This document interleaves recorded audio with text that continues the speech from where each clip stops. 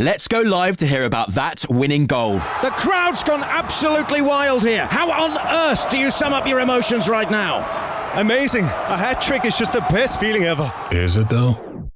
Is kicking a ball into the back of a net really better than food fulfillment from Burger King? That warm, fuzzy feeling of total food satisfaction, like finishing the last bite of a Gourmet King's Barbecue Steakhouse Angus. No. Correct. Burger King. That's food fulfillment. This is the Go Radio Football Show with Burger King. Order the ultimate food satisfaction with the flame grilled bacon double cheeseburger XL. Order your Burger King delivery now. Let's go! Good evening, this is Paul Cooney with Craig Moore and Peter Grant. Old Firm legends are with me and with you for the next 2 hours. They're smiling.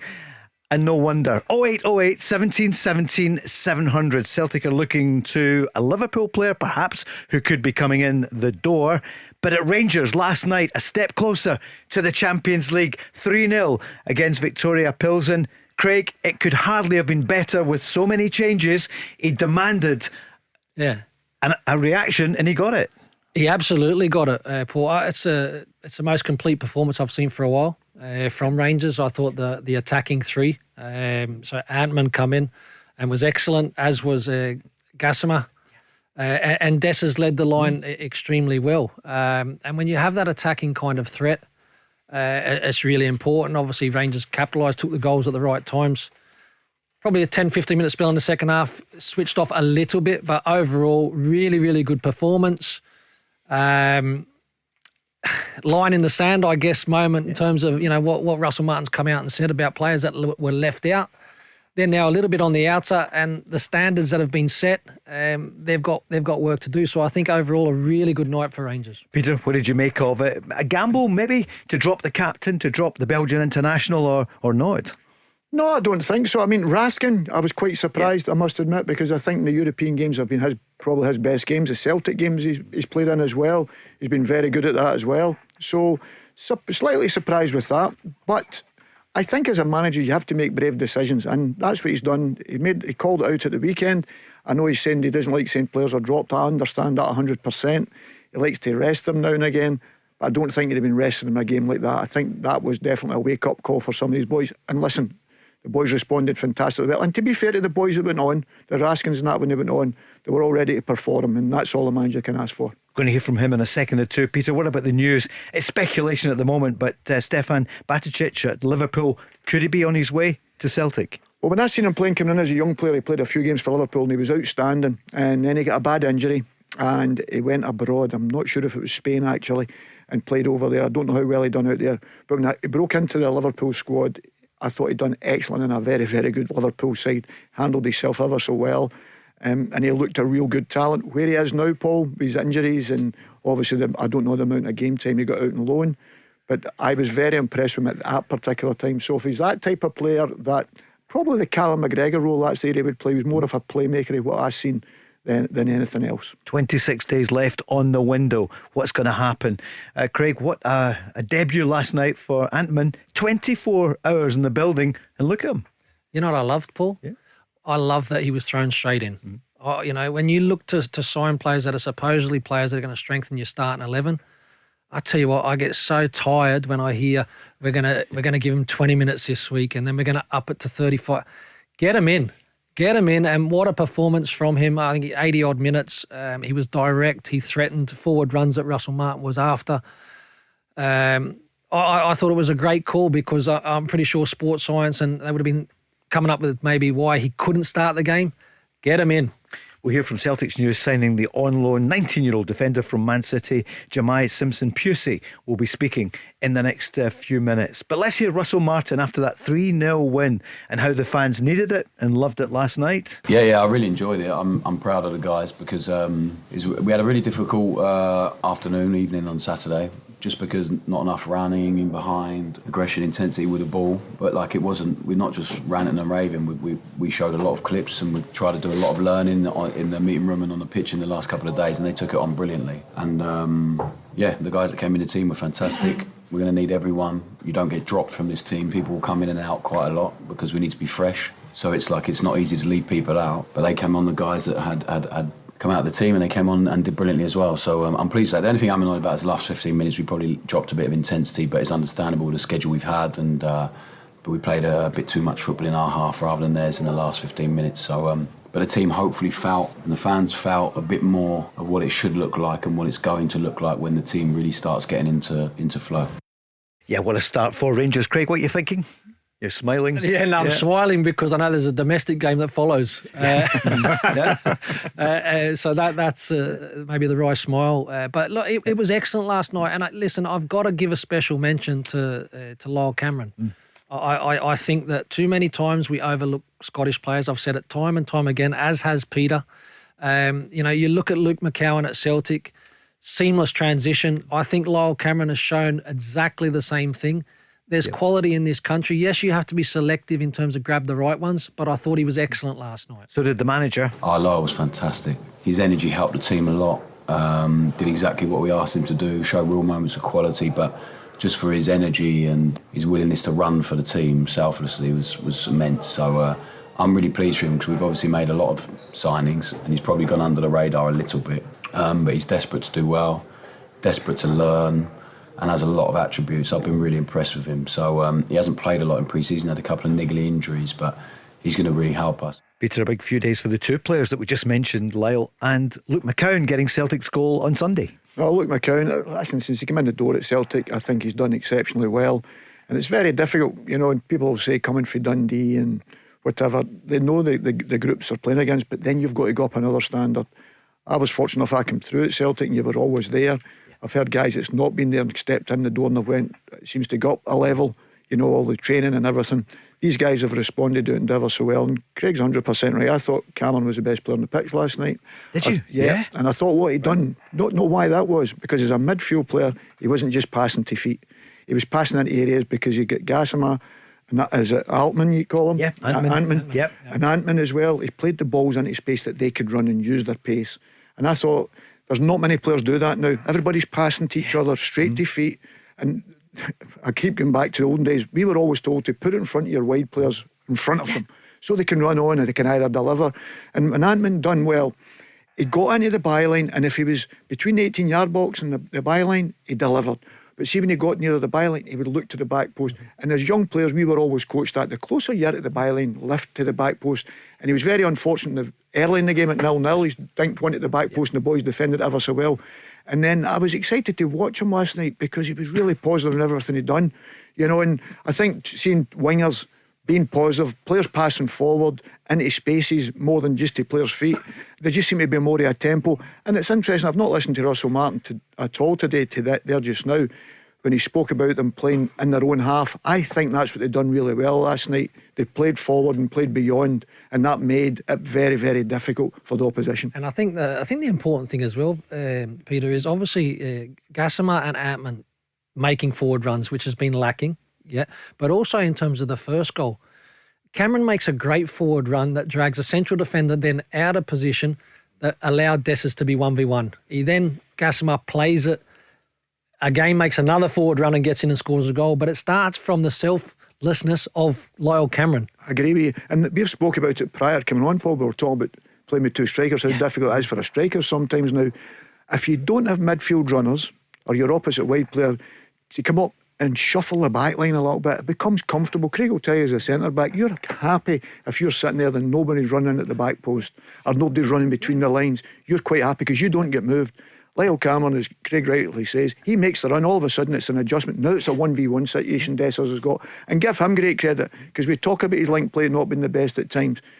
Everything about his layoff for the goal was perfect. His link play was perfect for it. His timing off it was perfect. I don't think he got the credit for that last night, to be perfectly honest with you, because you don't expect that with him. We're very quick at criticising him for the chances he misses, but I thought he led the line very, very well last night. He was amazing. So we've not been able to get Cyril on from the start. So he played against Middlesbrough to try and get him ready. He came into pre-season with a few niggles, and his professionalism's been great, especially with all the rumours about his future and stuff. And so Middlesbrough was the first time we could get him on to start, and the aim was to get him longer. He had to come off at half time because he picked up a niggle. So then didn't train for a bit, and then we got him back fit to come off the bench. So today's the first time he's been really ready to start a game for us, and he made a big difference. I think Danny's done a great job for the team, but he's played a lot of games in a short space of time when he hasn't done that for a while.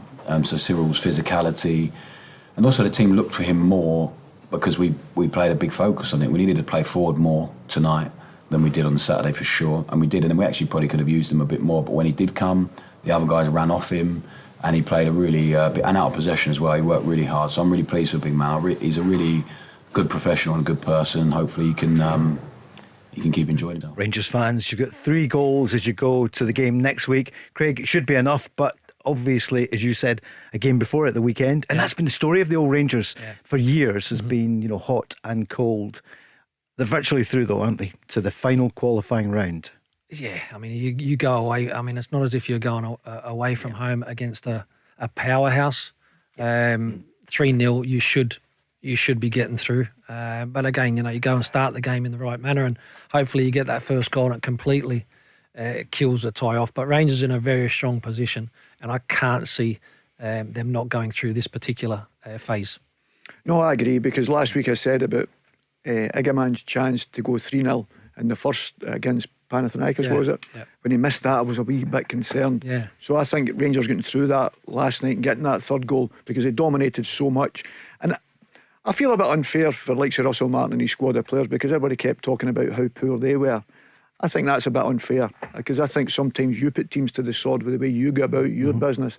And whether they're good, bad or indifferent, you have to go and beat them. Because let me tell you, if Rangers wouldn't have got a result last night and wouldn't have played well or whatever, they've been heavily criticised. So we've got to give them credit. Coming off the back of the weekend, all the talk about Russell said in the press about players, and come back with that big performance, you've got to give them great credit. Yeah, and on that point as well, Peter, I've got to be brutally honest as well. I don't believe that Motherwell necessarily received the plaudits of how well they played against Rangers. I mean, everyone's quick to jump on Rangers were poor, and they were certainly not at their best. But I thought Motherwell were excellent. I thought it was a real breath of fresh air to see any team in Scotland. But Motherwell, the way that they played, the way that they continued to try and play and kept that belief, I thought it was really, really refreshing, rather than watching a Rangers and Celtic against a team that just wants to camp in and hit on the counter. Oh, absolutely. And listen, we've always said it here.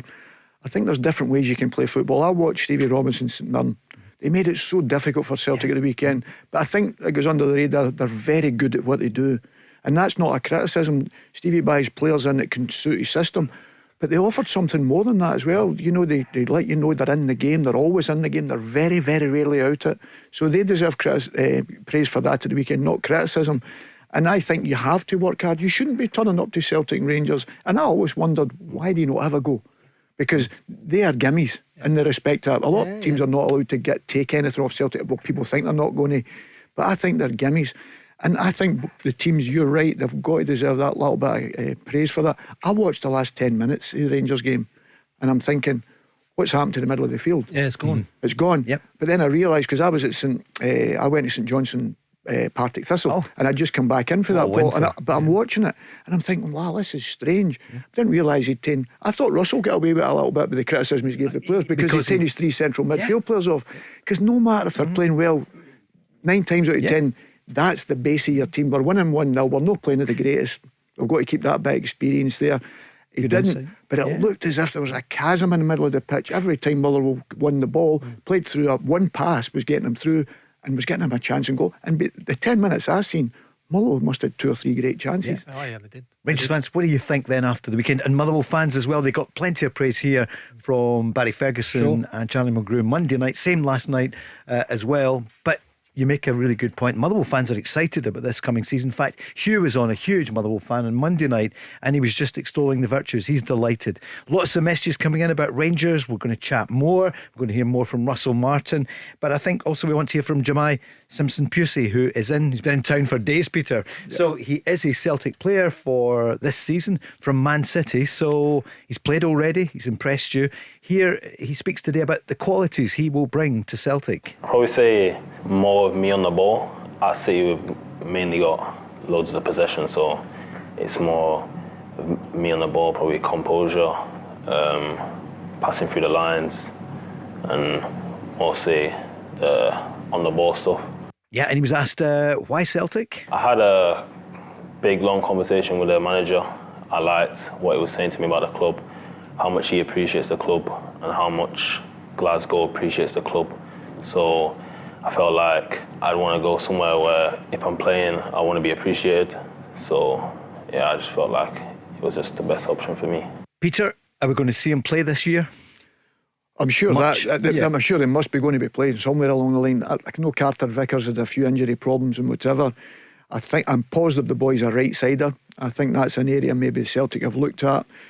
To be fair, I thought Carter Vickers and Scales were done very well at the weekend, to be fair to them, because they defend their 1v1s very well. It's interesting the young man saying that it's his qualities on the ball. I still like seeing good defenders, Paul. I keep saying that. In fact, that was the biggest thing I'd say about Aaron's last night. I thought he defended his back post really well, and I think that's probably why he's got the nod maybe more than Tavernier.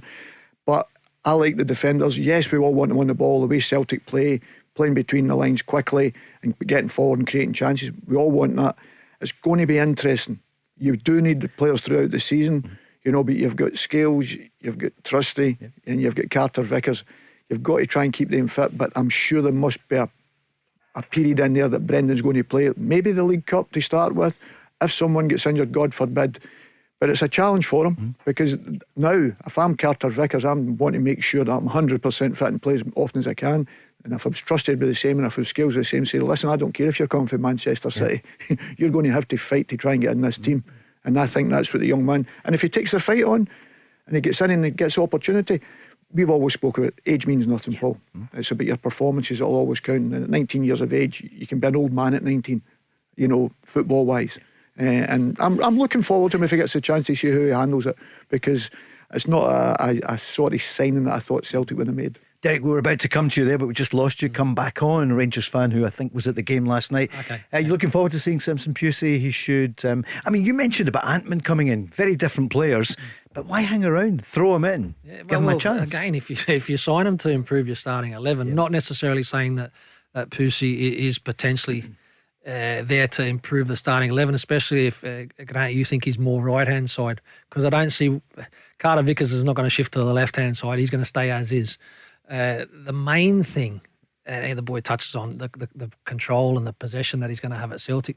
That's great. Time and space. An average player can look amazing. Concentration, focus, defend well. Absolutely. Let's go on the lines. 08 17 17 700. Craig Moore, Peter Grant, and Derek is on. Hi, Derek. Hi, Paul. Hi, Pierre. Hi, Craig. Hi, Derek. Do you think there was a better balance to the Rangers team last night when they had a proper left back on? And you think Tavernier will play for Rangers again? Yes to both, Derek. So naturally I thought, yes, there's a better balance to any team where you have a natural kind of left fullback as a left fullback. I would still like to see Rangers probably a left-sided centre-back to give you that natural balance between left and right-sided centre-back.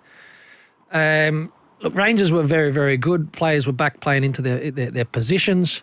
The second question was, sorry, it just escaped me there. Will Tavernier play again? Tavernier will play again, but he's certainly, I know Aaron's cops a bit of a corky, a dead leg, doesn't he, towards the end of that game, so hopefully he pulls up okay, because personally you'd like to see him be able to continue now run of games in his position, and unfortunately Tavernier or any other player that was left out of that starting 11 last night, Derek, have to work to get back in the team. Derek, here's what the manager said about dropping, although he doesn't like the word dropping, benching, let's say, Raskin and Tavernier.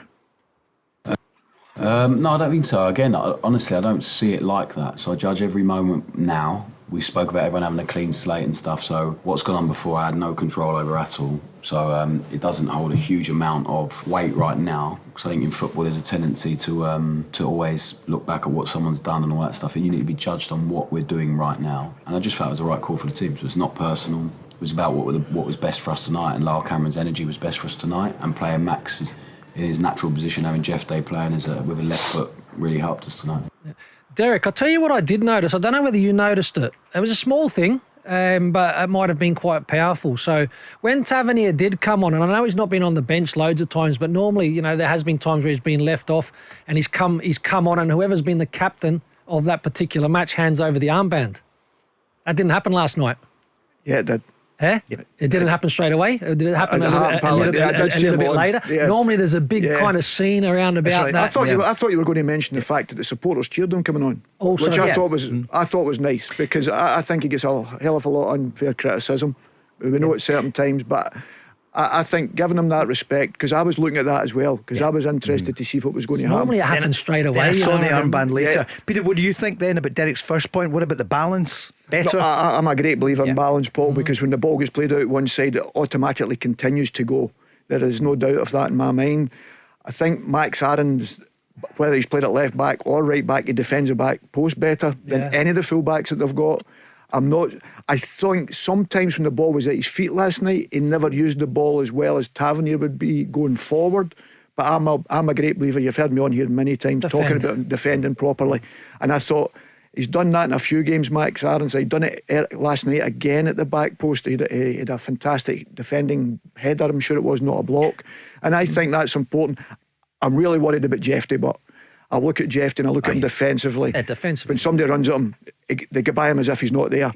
If any of the two Rangers wingers were playing against him last night, they'd have ripped him apart. Look, sorry, I still don't think Aaron's anywhere near where he would want to be in terms of his confidence at the moment. I don't think it's at the top level for him yet. I think he'll definitely get there.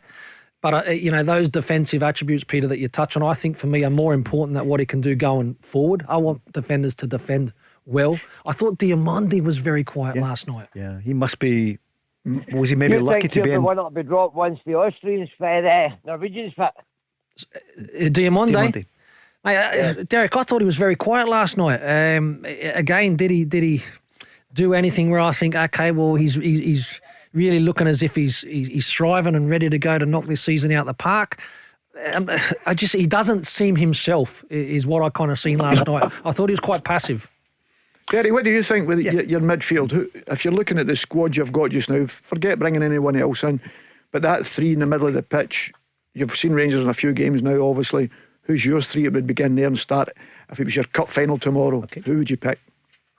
Well, obviously I can't say the Norwegian. I would like to see him fit and ready to play. Yes. Rothwell and Cameron, I think, would be my midfield three. Yeah, Cameron really impressed. Yeah, did he surprise you? How good he was, Derek? No, because I think he done really well with Dundee, and he had a lot of assists last season with Dundee and scored quite a lot of goals. And he's got very good legs in the middle of the park. I think that's the first time that we've seen two Rangers absolute wingers. Yeah. I think it's maybe Neil McCann and Chelsea. And Peter as well. Yeah. They were both on the telly last night. Breath of fresh air for you. I mean, you know what it's going to be like, Derek. What's going to happen at the weekend against Dundee? Now, you would imagine a home win. Well, they've got to play like that every week, Paul. It can't just be in Europe. That's what a few people were saying to me last night, that they've got to... people that I know are not convinced with the manager, and they say that they've got to do that in the league camp against the St Mirrens and the Dundees. It's okay doing it in the big nights in Europe, but when you've got to win the bread and butter. But they should be beating Dundee. Where did the leak come from? Somebody told me yesterday morning, the changes. It's bang on as well, wasn't it? Yeah, and I didn't know if it was true. We did talk about it in the first hour, look for some changes, but everyone seemed to know. Yeah, no, it's a strange one. I don't think I've been in a situation where I've been at a club where that kind of information, again, it's speculative, but it was bang on, and four telling changes that were hard to get a hold of. So definitely a concern, because you can have a disgruntled player who all of a sudden speaks to his agent. All of a sudden, it's out there. It shouldn't happen. Champions League's getting closer. Celtic also, they'll be watching, Peter, tonight. Kairat Almaty against Slovan Bratislava, 0-0 at half-time. And Rangers' opponents either Red Bull, Salzburg or Club Brugge at 6 o'clock, provided they win next week. We're going to have to take a break. Derek, thanks for the call. The Go Radio Football Show with Burger King. New and improved Whopper. Now with fluffier buns. The Whopper never tasted so good. Let's go! Let's go on a Wednesday evening, midweek. What a week so far. It's well and truly underway. Top of the table in Scotland, it's the Hearts and the Hibs. We're not having that in Glasgow, are we, guys? Absolutely not. Followed by Celtic there in top points. Rangers dropped a point at Motherwell. Falkirk actually fourth top at the moment, which after their draw 2-2 at the weekend. Showed some character, didn't they? Yeah, they did, Coming from behind both times. It's going to be some weekend coming up as well. Main topics for the moment: Rangers 3-0 win last night against Viktoria Plzeň. Peter, I said to Craig, 3-0 should be enough. Definitely, I think so. And I'm not being disrespectful. I know how quickly, and Craig will tell you, we've all been in European games, you lose a quick goal and all of a sudden there's a little bit of nervousness comes in. There's refereeing decisions now, Paul, what we see all the time. Change it now because it's not as if they miss an instant now. They can go back to use VAR. All these things. Discipline is massive. One wrong tackle, and in that, and European means taking your foot 4 inches off the ground if you're lucky. Show your studs. Red card, and all these things, that's what you hang on, don't you? That's the one thing you're saying to your players: discipline, discipline, discipline. And I was a little bit nervous night when Raskin come on because he'd already had a yellow card. Yeah, exactly. Which was, I don't know what it was. And he gave 2 free kicks away in quick succession. And he's looking at the referee, and I'm thinking, but that's what can change it for you, Paul. Wee details like that. And I'm sure Russell and his coaching staff will be making sure the players are well prepared for that. Calm heads, massive. Because that's how quickly it can change. The ref last night was one of the top, isn't he? He did Champions League final, and he did the Scotland game at the opening of the Euros last summer. Remember? No, I like him in that respect because for a foreign referee, he plays on at times, Paul. He plays on. He lets the game flow. He doesn't stop it right away. And if he needs to bring it back, he brings it back. He's not too quick on his whistle. Did he call you when he was in town, guys, just to catch up? No referees are my friends. Amelie's been in working with us today in work experience, and she was saying that her dad was, in fact, he knew you. He was Broxy Bear when you were playing at Rangers. Yeah, Broxy Do you remember? Bear. You know what he looks like? Yeah, absolutely. Big ears, massive head. Peter, did you ever go to him once or twice down at the corner? Probably Broxy Bear came after me. That's it. Because he'd probably get stoated with me as well. We'll come back in the lines in a second or two. Celtic fans, here's the news. It's still 0-0, 68 minutes gone. Almaty against Slovan Bratislava, no goals. But it's the Kazakhstan team who are in the advantage of 11 men. Bratislava down to 10 men, Peter. So that can be. That's what we're talking about, Paul. Discipline is massive. You know what I mean? Don't get me wrong. I'm not sure I'd be wanting to go to Kazakhstan. No. I went there with the national team, and obviously it was a bad memory, but it's just the time difference and everything throws you a little bit, you know. And the training facility wasn't great. No. All these things, you know, but the time difference is a hell of a time difference, you know. When you get there, the flight's maybe 4 or 5 hours, or maybe even longer. It and is. then once you get there, it's daylight. You know what I mean? So your body clock for the players, and it was such a small detail. And to be fair to Graham Jones, he tried to put everything into perfection, but we were living during the day as if it was night. So, and that's near impossible when it's so bright outside, you know. But we tried everything to make sure it worked, but it didn't. I get it. You're trying to get over it now, Pete. We've got it. Okay. You didn't enjoy it. We're going to go back on the lines. 0808 17 17 700. At the game last night, Rangers fan Paul. Hi, Paul. What did you make of it? Listen, it was couldn't ask for any more for a 3-0 win at that stage of the competition. So to go over to a place which I believe Rangers haven't won over in the Czech Republic, as far as I'm aware, I think. So, no, I think that for one time in quite a long period of time, we've now got a wee bit of breathing space in these competitions, so maybe we can kind of take it a wee bit easy thinking about the domestic games. But my point was, Paul, and I don't know what the guys think, Russell Martin made a big call, and I read it in a lot of the forums before the game, and he made the call taking out James Tavernier. Now, I know I've phoned up your show a number of times, right? But I want to know what the guys think, because do you think that is a big statement for Martin to do that? And do you think previous managers in the past, where it's come on, Beale, Van Bronckhorst, I found it refreshing as a fan to think, now I feel vindicated in all the times I phoned up your show to say something had to be done, because him and Dowell did cost us a goal against Motherwell. There's no getting away from that. That's factual. Right. All right, Craig, what would you say then? Get the point? Yeah, no, look, I think Russell Martin made a huge call, and as a manager, when you make those huge calls, it's great when you get them correct. Now, obviously, the mention of a couple of players' egos and 4 players being left out has a lot of people guessing who they were, who that may be. But he was clever enough in terms of his media post.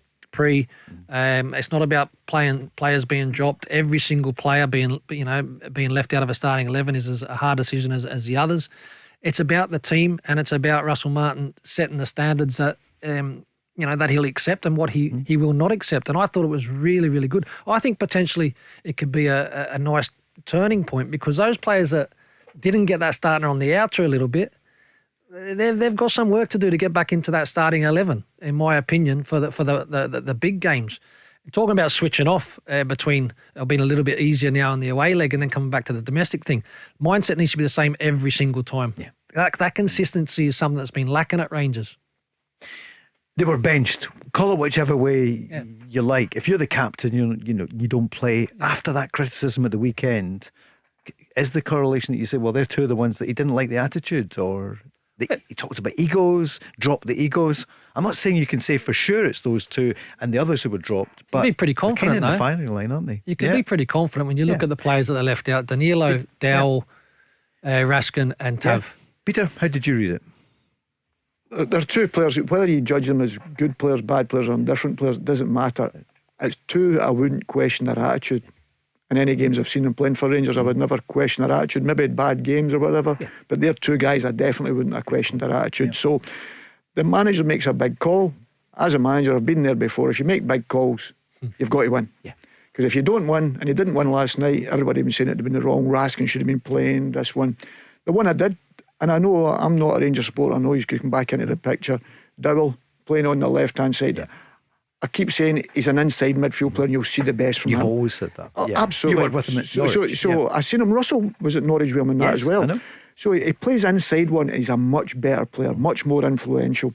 I think he was doing a role there to the Antman come in, obviously, because he's not got the pace. He's never a wide player to live till he's 100. And I think it's been a bit unfair. Then last night they bring Curtis on, as well. So all of a sudden he's played all the games, near enough a lot of minutes, and then all of a sudden he finds himself out of the picture. I agree, on the goal on Saturday, him and Tavernier were really poor at the goal. But I think you've got to be fair. Play players in the right position and judge them in there. Same with Aarons, isn't it? Max, he gets a lot of criticism. I'm not sure I'm playing at left back. All of a sudden he goes to right back. And he plays a solid defensively in a European game. I thought he'd done that really well. Well, but John Souttar, he's speaking with the media today, and we saw the story this morning. He's out of contract at the end of the season and there's no offer yet. Russell Martin was asked about it, how he did last night, and also about his future. I think John has real leadership qualities and he can definitely step into that. But you have Jack, you have a few other guys that can do it. Nico has done it before.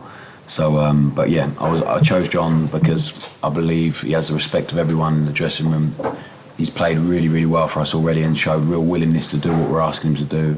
He's brave, he's a man, and we have quite a young group on the whole as well. So I think it was an important choice for us tonight, and he did it brilliantly, and I'm sure if he does it again, he'll keep getting better. And he was pressed on his contract. It's not my job, mate, so I'm really pleased about that. So John knows how I feel about him, Kevin and the gang know how I feel about him.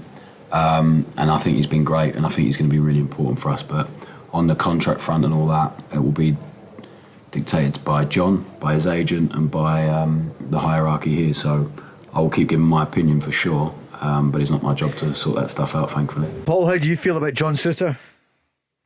Do you know what I like about him, Paul? He throws his body on the line. See when balls come in and things like that, he lunges at them. It's about maintaining his fitness, and I hope Russell Martin and all that. I think he'll maybe bring Fernandes in a couple of times. I think he looks good. But the boy Jigger, the guy Jigger is outstanding. I'm knowing a lot of Rangers fans are saying, let's get this guy getting tied down. He's so far strolling the games up here, and he reminds me a wee bit, I don't know what you guys think, but a wee bit in the kind of frame, like a Boom Song or a Magic Beguera, a big physical type built guy. But do you know what I like about Russell Martin as well? And I was a wee bit critical, like a lot of other Rangers fans, that it could be a bit, gung-ho and passing for the sake of passing. But I like the way he's managing conversations with the media, like that one there. And I know he took a risk and a gamble, but that's what managers are all about. And I think the big difference, Paul, and I think other Rangers fans have seen is there's a freshness about the club. From the top up, or the top down, with the American owners taking over, and just he's got the right guys behind him. Do you know what, a wee bit? I felt sorry. I know Philippe Clement was doing a show at another media outlet. And see when you read it, I read the headlines that came out in the media, and I thought, moaning about it. But seeing I actually heard the whole podcast, the guy was, in my opinion, sold up the river, because the guys that employed him, then one of them went away and all that stuff. And I don't really appreciate that as a fan, I'll be honest with you, right? But I felt his hands were tied behind his back. See the stuff he had to deal with, CEO stuff and Sure, yeah. We spoke about it last night. Yeah, and there was a lot in there, Craig. Yeah, look, for me, Philip Clement still had to do better as a head coach, as a manager, but the challenges that he had were very real. What really disappointed me, there's been a couple of things that have disappointed me, in terms of, I guess, him finding out after the media in terms of his position. I think that's diabolical. And at the same time, Barry Ferguson, in regards to the end of his campaign, it was a phone call, and I'm thinking, no, that's not Rangers. That's not any club. That's get people down, sit them down, have a conversation, do things properly. But again, that for me is in the past, and the future is looking a lot better. At the same time, I'm not getting carried away. You talk in terms of John Suter and Giga and all. I still think that they need to be a little bit cuter in regards to decision making in the build-up, because all of a sudden the game can turn very quickly when you concede and you start, having a chase or whatever. So there were moments last night, as good as what it was. That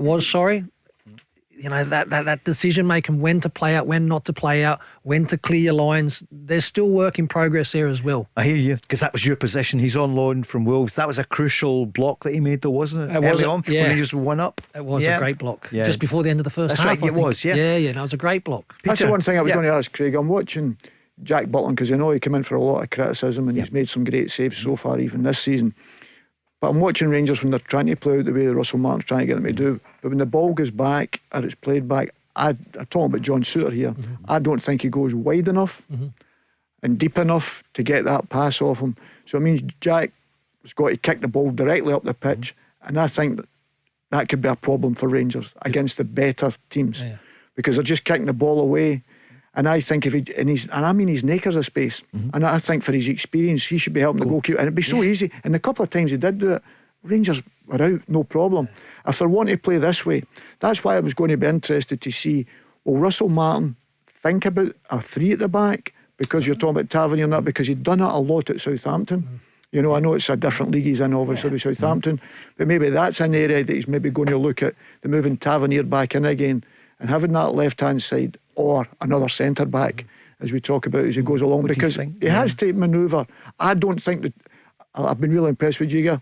I still don't think Rangers are a team that can continually, in Europe, try and do what they're doing yet. This is talking about the way they try to play, because they give up too many chances, giving the ball away. Last night they gave up it a couple of times in certain areas of the pitch. The team weren't good enough on the night. And I think that's what they've got to be careful. And I think John can help with that, with going wider to help Jack Butland, because if you keep giving it away, I don't know what you think as a centre-back. When the ball goes back, I'm looking at him, I'm thinking, just make a bigger angle, Craig. Again, it's getting yourself sometimes in a position where, you can help a teammate. This situation you're talking about, the goalkeeper, still get yourself in a good position, nice and open, so you can see danger, and it gives you an outlet.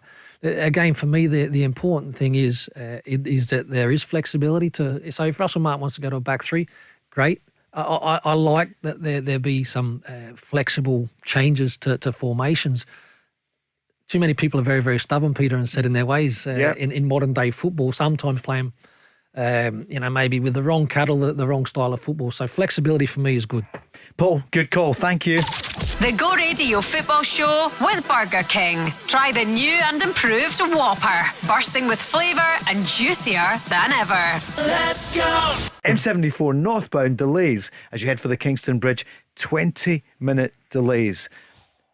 So that's not so good there. I think some of that might be the filming of Spider-Man going on in Bothwell Street. So outside the Kiltwalk office. Honestly, I think Spider-Man knew about the Rangers changes before Viktoria Plzeň. Honestly, yesterday morning at 8:30, I was told the changes. Incredible, isn't it? I know that in the game you hate that, the fact that there's so much social media and that now, and there's so many players get friends, agents, whatever, and sometimes they want to upset it, and sometimes it's just been misfortune, Paul, that somebody's seen training or whatever, and it's very, very difficult now. If you don't want anybody to know the team, you need to name it before kick-off, and that's it. Right, you two. Spider-Man, is he a Celtic fan? Is he a Rangers fan? Tom Holland, what do you think? It's the Go Radio Football Show. Paul Cooney with Peter Grant and Craig Moore. The best we could. No, it's the top two. Andy Walker said something really nice about you last night, which is good. Did he? Yeah. Can't think what it was, but he did. No. I'll tell you what it was. It was in relation to the flag going up at the weekend, and Paul McStay, one of the all-time greats, and he was saying about the players alongside and some great players, and he said including his pal you. He said, I know there's a bit of banter with you two, but he No, you know what I think him as a striker as well, Paul. It's not easy to come and play for Celtic, and he was fantastic striker, but nasty. Craig will tell you he was nasty to play against. He was one of the ones that left his foot in when you cleared. Graham Roberts hated him. We Andy used to batter him all over the place and tap him in the head and everything. We Andy used to sort him out constantly. You know, and Graham thought he was a tough man, but every time he cleared the ball, Andy would just leave his foot hanging. He was terrible for it. But he was nasty, but he could finish. He could finish. The strikers that used to. By the way, but he continually talks to me about some incident that for the life of me I cannot remember, which it could actually be me because my memory's not great. But what does he say? He's like, I stuck one on yours and all that, and you were like that, you were struggling and you come off and all that. I go, mate, I forget that name. I can guarantee that'll be true. No chance. I would have had the little fella in a headlock. Don't worry about that. I see Graham Souness was talking about Russell Martin making the changes, and he referenced the late great Jock Stein, he did, who spared no blushes with Scotland when he dropped Kenny Dalglish. He dropped Graham Souness. Yeah, I seen the clip of that today. Did you? Yeah, you know, like again, huge, and you know him and Kenny Dalglish. I mean, what players to leave out, but you know the impact that it then had that he'd mentioned on the rest of the squad. So the younger players, you didn't have to have a conversation with anybody. If your manager is brave enough to do that, watch out if you're not doing your job. If you're anybody else, at the '82 World Cup, wasn't it? Yep. It was good. It was good. Like I says, it was a brave call from Russell Martin. There's no doubt about that, and you have to get it right. But it's the backing it up. It's a consistency. Yeah, and I think if I'm right, Mexico. Yep, he did as well. It was Graham Souness. Got Mexico, left. it was Alex Ferguson by then, wasn't it? And left, got Graham out to put Paul in. Right. Yep. And started Paul against Uruguay. And a really important game. And Paul was excellent on the day, but he left Graham out, which was a big call. You're talking about a superstar. Absolutely. And Graham Souness, you know what I mean, at the time, you know. So it was a big call. But these big managers can do it, Paul. Yeah. They don't care. They just. But that's why I say, when we're in here criticising managers and whatever, we don't know what's happening in that training ground. And that's why I always say it, and that's why I always try and give it the side for the manager. We don't know what's going on. I mean, we keep talking about players before, and I'll not mention them again, but being unprofessional and whatever, and saying the managers are left hanging there. Because please believe you, they're going to have a contract at the end of it, and you're losing your job. That's true. The bottom line is, so you've got to make the decision you think is right and stand by it. Whether it's right or wrong, results will dictate that. Because that's what you're always judged on. I remember when Graham Souness, I was there as well, Mexico, and he told us just before kick-off, I'm not playing, I'm not starting. He wasn't too happy, you can imagine. But also they went down to 10 men after a minute. Do you remember that? Tackle. It was awful. Gordon Strachan. It was horrendous, but we couldn't score. Remember that? No. We were home before the postcards. Which is such a shame. Some player playing for Uruguay then, Francis Scolari, remember him? What a player he was. Tough. Very lucky with football. Striker, a bit of striking he was, but what talent he was. It's not the World Cup, but it's going to be Champions League. Is it going to be the music for Celtic and for Rangers this year? Can we dare to dream? What do you think, guys, for Peter? Still nil-nil. I would love it. I would love it, the fact, because we said it before, the last time it was the Tuesdays and the Wednesdays here in Glasgow, and you the superstars coming from all over the world. 2 nights in the bounce. What else can we ask for? 3 years ago we did the specials every night. I think we'll do it again this time, won't we? Gary, I'm looking to him. Craig, is it going to be Champions League music for Rangers? Listen, I think there's a great opportunity. There's still plenty of work to be done for Rangers. But listen, I would love to see both Rangers and Celtic playing in the Champions League. As Peter mentioned, it was brilliant. It was kind of the days that we kind of remember in terms of the midweek full action, top teams coming to play and all that. Brilliant. There's nothing like it. Nothing like Napoli came to town. Remember, Liverpool came to town. I know it was a tough one. Real Madrid.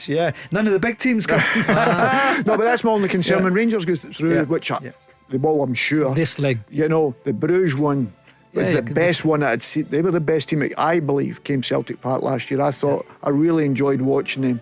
I think maybe they've lost a couple of players. I'm not 100% sure, but they were excellent. So we have to be, obviously, we're very much aware of that. It's probably best getting them at this time of the year because their seasons are just starting as well. Also, and that's probably the positive out it. But they were excellent at Celtic Park. And potentially can be better. They were a young team last year. Yeah. They had a wee bits of experience in the right areas, who were terrific players. The captain, Van Haken, I think his name was, he was brilliant. Peter, here's some news. Kairat Almaty are 1 up on Slovan Bratislava. We're into injury time. 10 men Bratislava, as we know. So away from home, Bratislava would be the better trip for Celtic. But at the moment, it's the Kazakhstan team who are 1 up. I would rather, as you say, Bratislava, going to Bratislava. But as you say, how important is Paul keeping all the players on the pitch? We spoke about it earlier. You lose a player and that can be game changing as and such. So listen, we'll see how it goes. Not a concern for us just now. We'll get through there. Once we see the result, then we'll take it on board, and you have to prepare whatever you get. It's a penalty as well, but is that probably one of the furthest trips, Kazakhstan, that you would have to make in Europe? I can't think it's up there, isn't it? I can't think. And it's a time difference as well. Would you think it's a geography? No, just like normally Greece in 4 or 5 hours. But it's also the time difference as well. Yeah. There is a time difference. I don't know what time of the year this is, but the time we went, there was a hell of a difference in the hours. You know what I mean? It was really strange.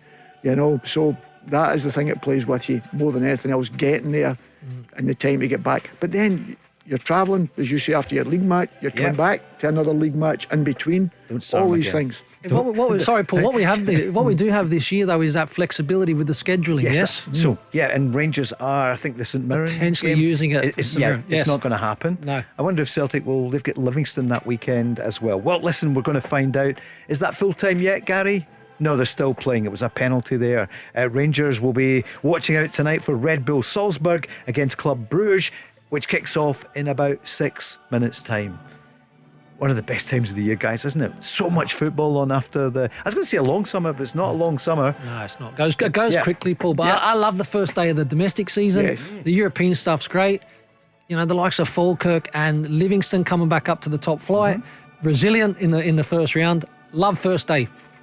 And mentioning Napoli there, I see Scott McTominay mentioned. He's mentioned in dispatches as a contender for the Ballon d'Or, which would be amazing. As we know, he was the MVP, most valuable player for the midfield in Serie A in that season. That used to be a guarantee, Paul. If you were the player of the year, if you were a player of the year in Italy, you were near enough guaranteed. You were getting the Ballon d'Or. That's how. But then it's obviously when it came to the changing not just having 3 foreigners anymore, that became a big problem for them, really. But listen, he has been outstanding. Suits the way that Conte's teams play. Doesn't really join up in the play, but runs in that box. Great energy. A typical Antonio Conte player. But great credit to him. He's grasped everything, the language, trying to do the language, integrating with the supporters, holidaying and all these things in Italy. He's really done it, and he's bought into it really well. And give him and Billy Gilmour great credit for the opportunity they've went over there, and 2 Scottish boys winning the Serie A is phenomenal. It's absolutely brilliant for them. Some of the headlines today then, obviously the Rangers fans are almost ecstatic. That might be too much, but what a difference in 48 hours in football. I mean, I heard Paul saying, yes, there's a great buzz about the place. That wasn't the case after the game at the weekend at Fir Park. For Celtic, I see Alistair Johnson, Peter, has been speaking about the effect of Kieran Tierney in the dressing room. And see, when you think about it, Kieran Tierney, at the height of his powers, 27 years old still, it's exciting for Celtic fans. Well, if you're signing a player from Arsenal at that age, and the qualities that Kieran Tierney has, there is no doubt, and we've always said that, Craig will tell you yourself, when you get into a dressing room, you're bringing quality into your dressing room. It always lifts the players. I mean, I've said it all the time on here, I was a big supporter of Greg Taylor. I noticed on Saturday, Kieran stayed a little bit wider and get crosses in, and Alistair Johnson was the one that was a little bit more narrower, which was interesting. And I always thought that's the way Kieran would play.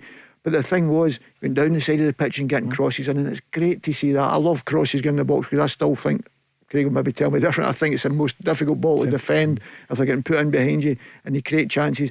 And there's nothing better as a striker when you know there's somebody going to there and they're going to deliver with quality. It makes it so difficult to defenders, and Kieran Tierney's more than quite capable of that. And it's a fantastic signing, there is absolutely no doubt of that. They'll have to get used to the different style though, won't they? Yeah, but it's interesting because then, hopefully, I know Jota's going about for a long time. Jota likes to step in and come in on his right foot, so that's going to be even better.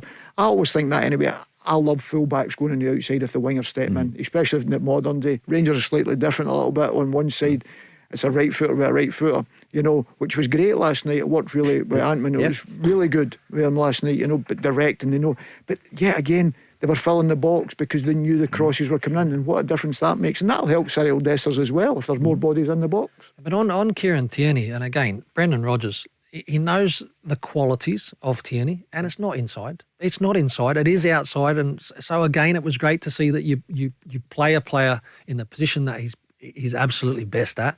But I tell you what, he was so comfortable. It was actually a stroll for him at the weekend. He's experienced now, and as you say, the level that he's come from, he's going to stroll the season. Patrick's on 0808 17 17 700 saying, guys, what's the news from Celtic? They didn't expect to start the season with Yang. No harm to the player, he said. He had his moments last season, but Celtic need to strengthen quickly. Well, we can only go over reading the newspapers, Paul, like everyone else, and the news that's out there that Celtic are still looking at wingers. You know, that's important for them. I must admit, I thought Brendan would have started with James Forrest at the weekend. Why didn't he, do you think? Well, maybe James at that stage as well. He's had a few injury problems himself, you know, and maybe doesn't obviously last. And it maybe has a bigger effect when he's coming on, when other teams are tired. There's different things to look at there. And I thought when Celtic had the goal chalked off, I thought actually that was Celtic's best period. And I thought it was because when James got the ball, he was very direct. He ran at the full-back, got crosses on our bodies, and whether every cross was great or whatever, it was upsetting St Mirren a little bit, you know, at that period of time. So, yes, I was surprised they started with Yang instead of James Forrest. Still 1-0, and is that full time? Yes, I think it looked as though it was going to be a second goal, but it wasn't. It was 1-0. We've run out of time in the first half, but you'll stay for the second? Absolutely, if I'm asked. You too, Craig? And extra time. Yeah, there's so much happening. News is next. This is the Go Radio Football Show with Burger King.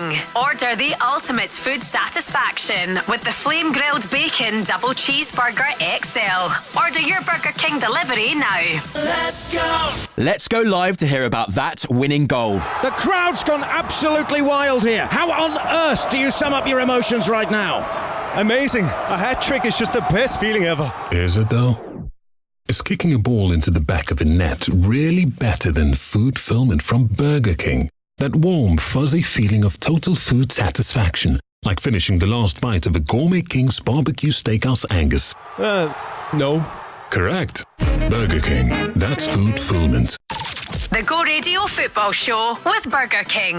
The Spicy Mayo Double Whopper and Spicy Mayo Royale are back. 2 flame grilled Whopper burgers or a Chicken Royale patty, topped with bacon, creamy spicy mayo, and the usual fresh toppings. Let's go! It was the most put together performance we've had for sure, with the ball and without. So the reaction to losing the ball was great. With the ball, moved it much quicker, shorter distance, found the spare man a lot, runs in behind way more than what we've had in the last few games. But we are going to get much better than that. So I'm really pleased, but there's still so much to do and so much to work on. We're so early on, but for the guys to put on a performance like that this early, after a difficult time on Saturday and in such a game that means so much, I'm really proud of it. Russell Martin, of course, there speaking after Rangers' 3-0 victory last night at Ibrox against Viktoria Plzeň. The return leg next week. News for Celtic fans: the game they're going to play either Bratislava or the Kazakhstan team, Almaty. They've won 1-0, Almaty. So that penalty, Peter, up against 10-man Bratislava. So there was a goal right at the end for them, but it was chalked off. Yeah, listen, whoever you get through, Paul, you've got to go and try and take them on. It's never easy because we'd be disrespectful at times. Sometimes you look at some of these teams and you don't realise that they've got international players and all that throughout their teams, and we've been there before. I mean, when we went to play the national team, I've not spoken about many times, there was guys playing all over Italy and Germany and whatever. So their football's taken up a little bit. You know, they've got good players. I'm not saying they're one of the world's strongest teams, but everyone will give you a game. Every single, for different reasons. Travel, we've spoke about all these things.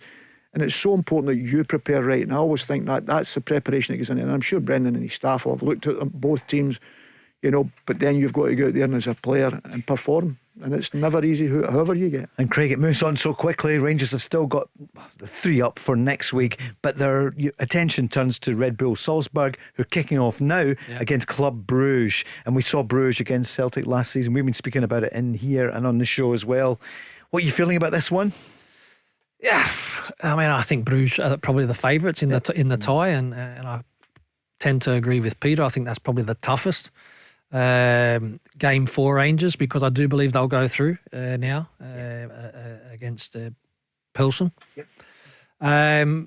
But Bruges have had a look at pre-season, didn't they? They got a little bit of a look, and look, both teams will feel as if they can kind of continue their growth and improvement. Look, we'll see. I think it will be Bruges though against Rangers. Simpson-Pusey, Jahmai Simpson-Pusey, who's signed for Celtic, unveiled at last today. He said, what an opportunity this is, coming from Man City, on loan for the season, to Glasgow. It's a big opportunity. I feel like I want to come here and show my talent and show my levels. I feel like it'd be good for me to come and hopefully help the team to win the league again and do well in the European Cups. Coming into a Celtic side who might, I mean, this is a might, but we spoke about it in the first hour, that one of the Liverpool players, Stefan Bajčetić, could be available. Central midfield player, yes. No, I was very impressed when he got into the Liverpool first team at a particular period. He'd done exceptionally well. And as I say, he had a bad injury. And then he went out on loan, Paul. So it's going to be interesting. It's young players, obviously, again. But that's why sometimes we go back to Ange's time when he brought the guys in for Asia. Yeah. You're thinking, but hardly knew them. Didn't know much. There was very little money paid for them in the respect of that. Yeah. All of a sudden, they became superstars for the club and done, most of them, and done exceptionally well. So, listen, we've got to trust it. That's what you've got to do. When you're a supporter, you've got to trust that people see them a lot more than we do, and that they're bringing players in that they think will improve the squad and the team. And that's what you're always trying to do. If you're a Celtic or you're a Rangers, anybody you bring in the door, you're trying to improve your squad, not keep it at the level it's at. You're wanting to make sure, like say bringing a Tierney in, all of a sudden the dressing room becomes different.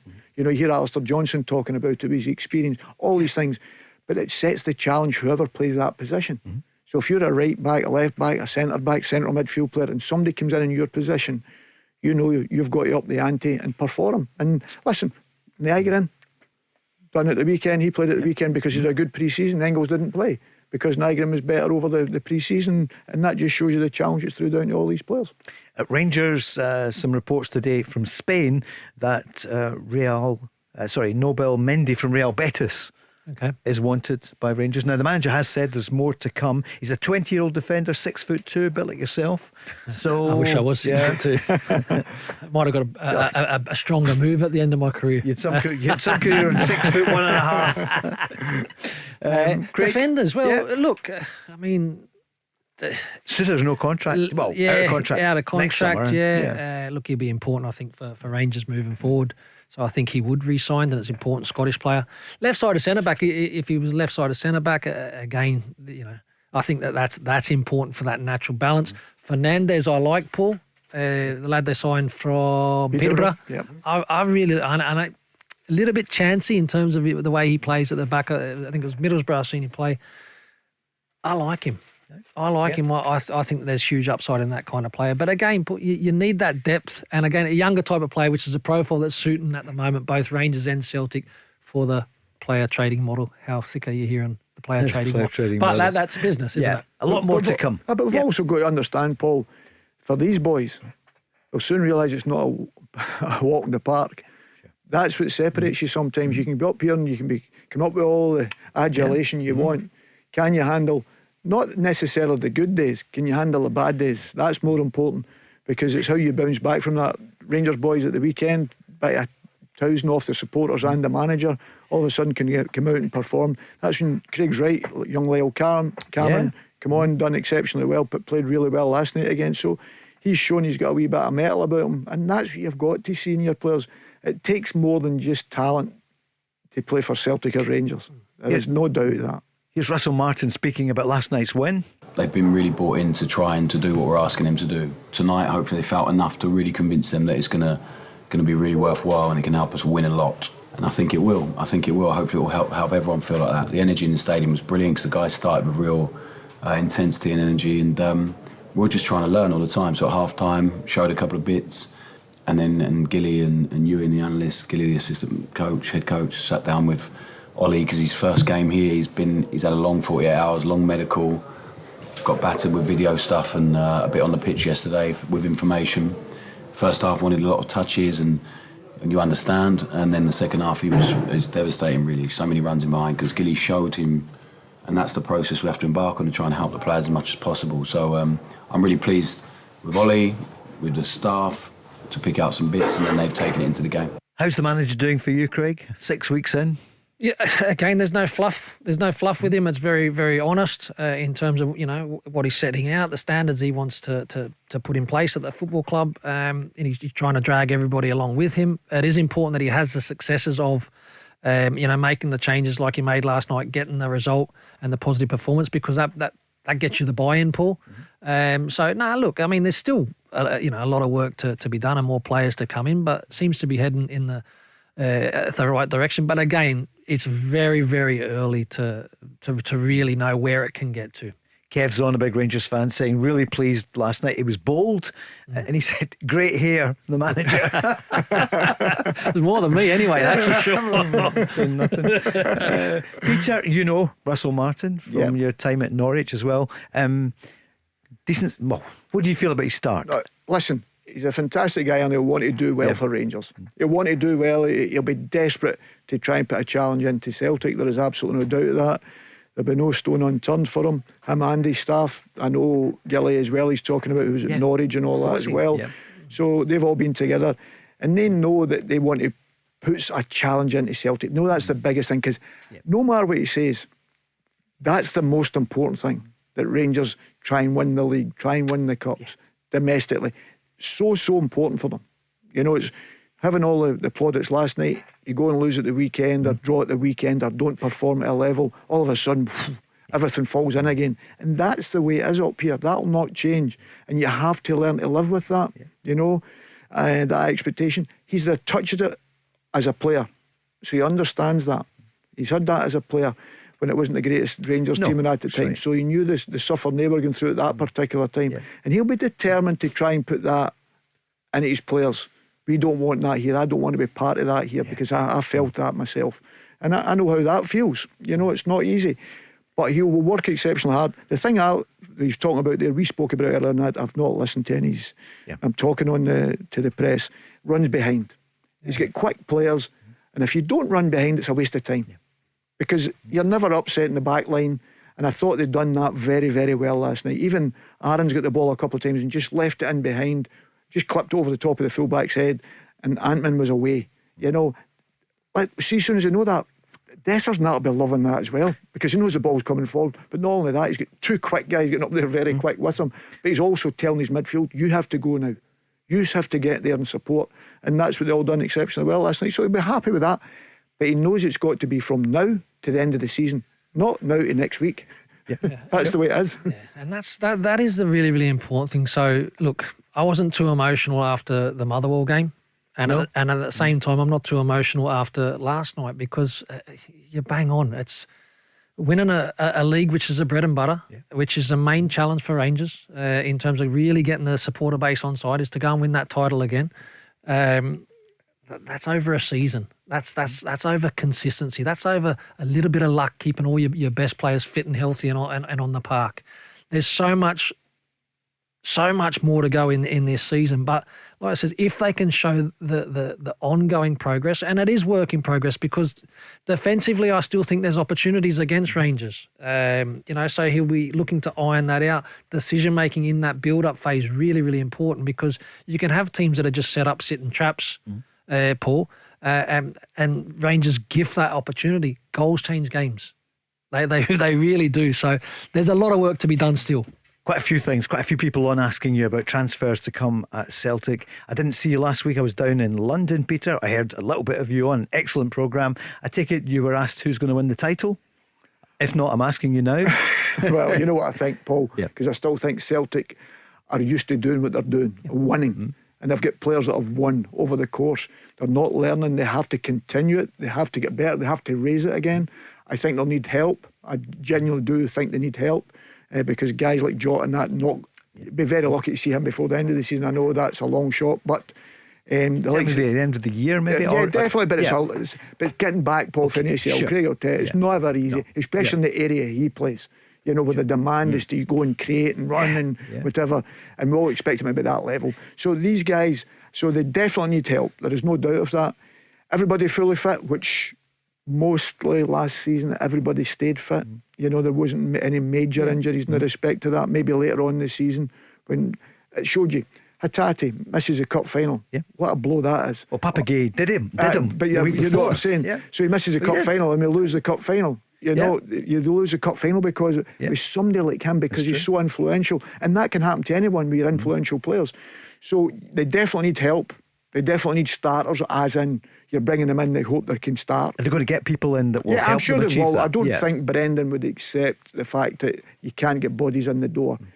I don't think he will just sign ones that he feels as if, well, I'm just bringing bodies in. I think he thinks they've got to make a difference. You heard him on Friday. Sorry, you heard him when he said, I was surprised at the timing of it. Yeah, I was surprised at the timing of it, because I think you've had a summer then, you know, and just coming in before the first league game of the season. I was surprised with that, because we know there's an issue. There's all the Celtic fans are saying how many players are coming in, what are they coming in, and we want players to come in and start. Pusey coming in as a centre back, that's fine. So we've got 3 centre backs, so that's you got your 4th centre back. You've got Tony Rawls and Alistair Johnson. You've got Kieran Tierney, and I'm sure it'll be in a Wata there. Probably is it the Inamura? Because he's done very well there, even though he was supposed to have come in as a centre back. Right, but I'm sure that'll be the cover. So now you're looking at midfield. You'd say that central area. You've got the wide areas are crying out for it. Crying out, you know, no Coon. Absolutely, and plus the injuries.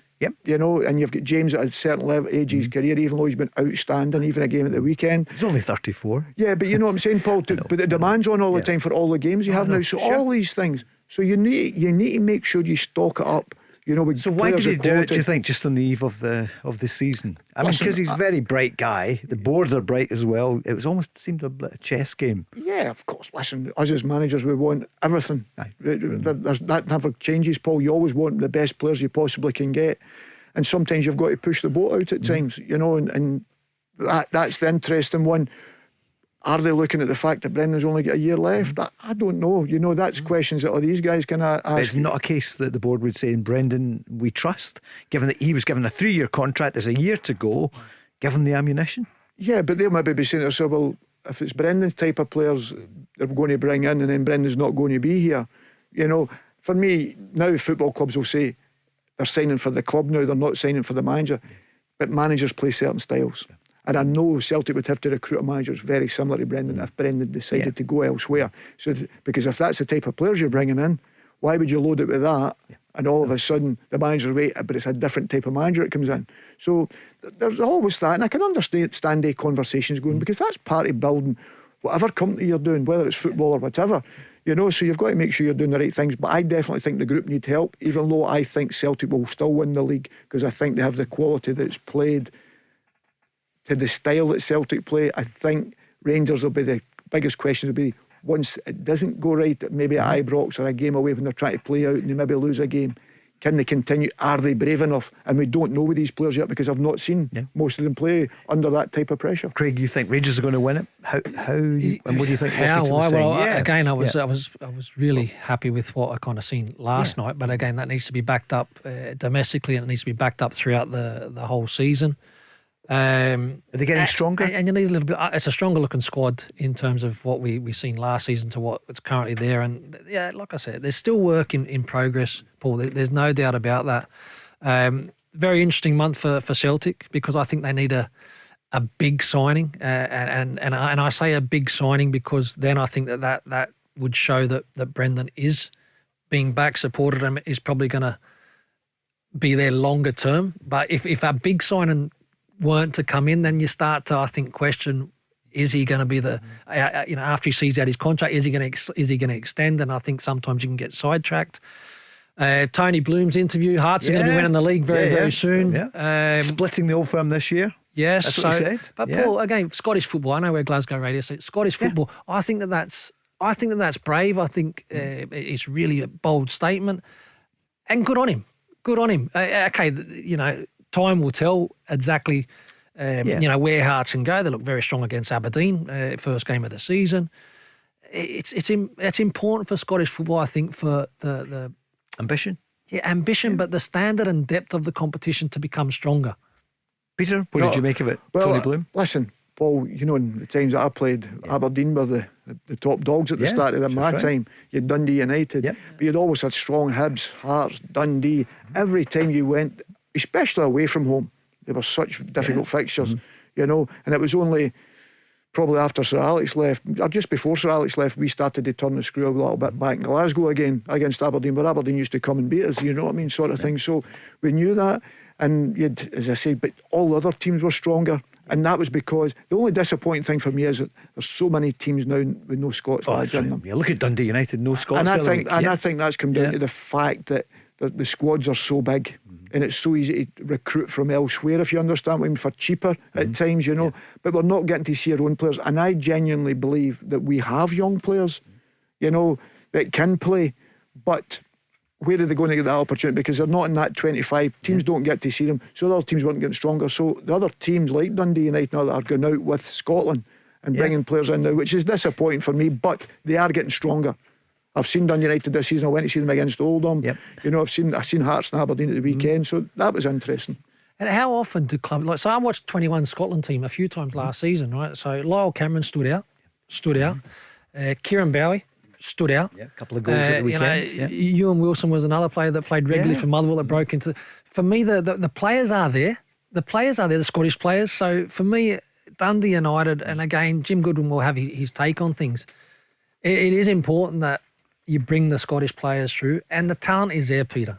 There's no doubt about that. I've always believed in the talent that's there. It's just they need the opportunity at times. How many points will be between the two?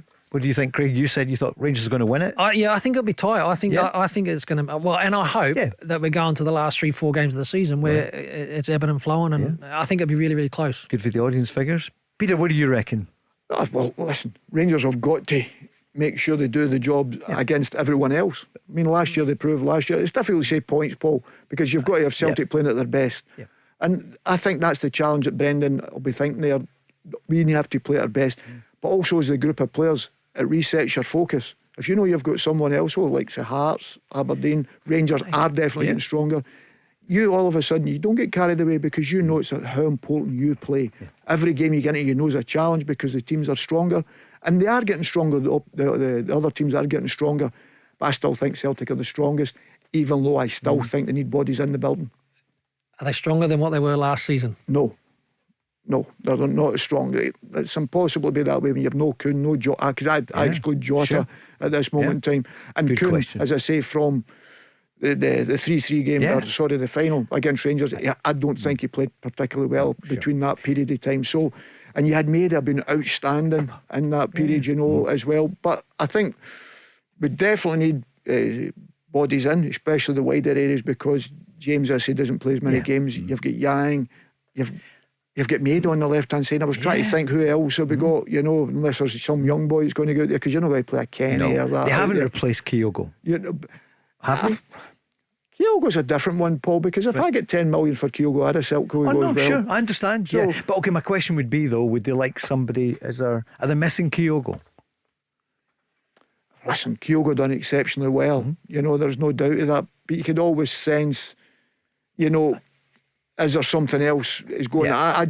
And I think you look at his when he went away from Celtic, Paul, even at Birmingham, they're a wee bit critical of him at this moment in time. Are they? I think for a while now he's been carrying this shoulder, and I'm not sure if he's ever got it fixed. I don't know if he has. Maybe I'm wrong here.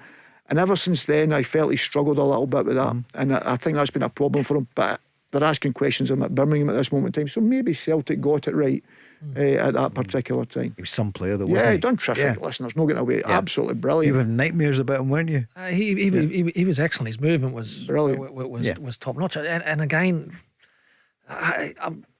he probably questions himself why he moved, because it's not really worked out for him ever since he left Celtic. Kitching, isn't it? It's just the bigger money, isn't it, in France? And I now think down at Birmingham. I think Celtic maybe know with it. Because maybe. I'm led to believe, going with the reports and whatever, he doesn't want to get the operation. That's right. So that is an issue then, because it's the only way it's going to get better. Your shoulder's never really right. We've all had these situations.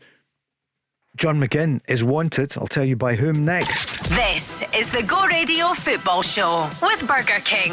Order the ultimate food satisfaction with the flame grilled bacon double cheeseburger XL. Order your Burger King delivery now. Let's go! International travellers are with us. Peter Grant and the Australian 55 caps or thereabouts. Maybe more. I'll go with that. Is it? It's around that. Yeah, I think. 52, 53. Yeah, I'll go for 50. We'll round up 55 is a favourite. No, here we go. That 55. I think we've taken all that again. Come on. But you're both open for 56 because Craig, you reckon it's going to be Rangers this season. Yes. And Peter, we don't do count, Paul.